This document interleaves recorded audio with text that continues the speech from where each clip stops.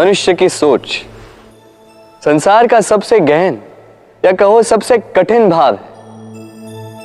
कब क्या होने के पश्चात ये मन क्या सोच बैठेगा, ये कहना असंभव है। और यही सोच कई बार हमारे मन में हीन की भावना ले आती।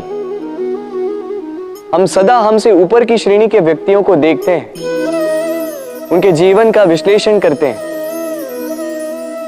और फिर स्वयं को हीन समझ लेते हैं। इसके पास इतना धन है, इसके पास कितना बल है, और मेरे पास कुछ भी नहीं।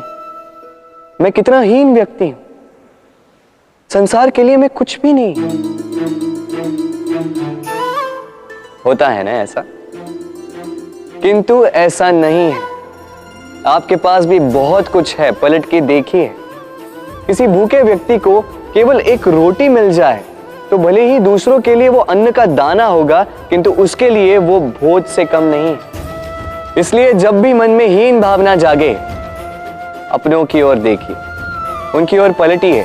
आपको विश्वास हो जाएगा कि भले ही आप ये मानते हो कि इस संसार के लिए आप कुछ नहीं है, कुछ लोगों के लिए आप संपूर्ण संसार है।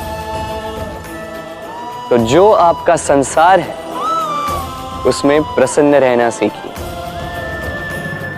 राधे राधे।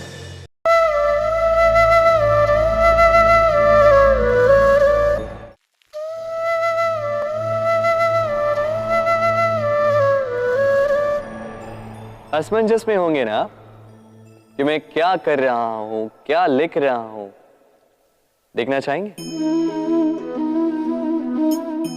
अब आप सोच रहे होंगे कि मैं माटी पे माटी क्यों लिख रहा हूं। इसके पीछे एक बड़ा कारण है, किंतु वो बताने से पूर्व तनिक मुझे पानी पे पानी तो लिखने दीजिए।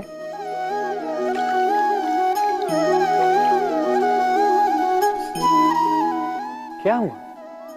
जो मैंने लिखा वो दिखाई क्यों नहीं दे रहा?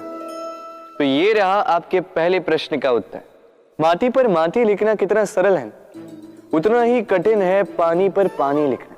संबंध भी कुछ इसी प्रकार होते हैं। बनाते समय माटी पर लिखने जितने सरल और निभाते समय पानी पर लिखने जितने कठिन। अब प्रश्न ये उठता है कि पानी पे लिखा कैसे जाए।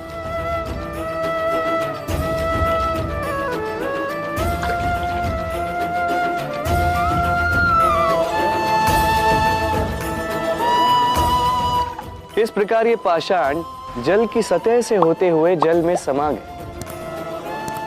ठीक इसी प्रकार हमें संबंधों को भी निभाना है। इस पाषाण की भांति निष्ठा से गहराई में जाओ, संबंध कभी नहीं बिखरेंगे। राधे राधे।